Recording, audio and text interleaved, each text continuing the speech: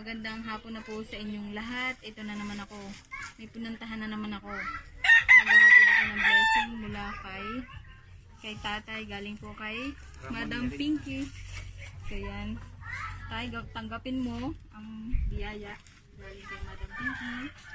Ano pong masasabi nyo kay Madam Pinky, tay? Maraming salamat po sa Biyaya po. biyaya Si Madam Pinky. kay Madam Pinky. So yan lamang guys. Ilaw, yung tradition na yan oh. Oh, yun lang, lampara Kasi lang. na, lampara. So yan, ito si tatay. Nag-iisa lang po siya dito sa bahay niya. Single po. Single siya.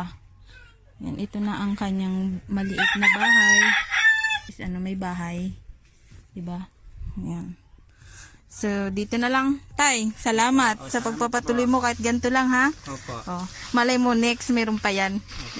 Sige po.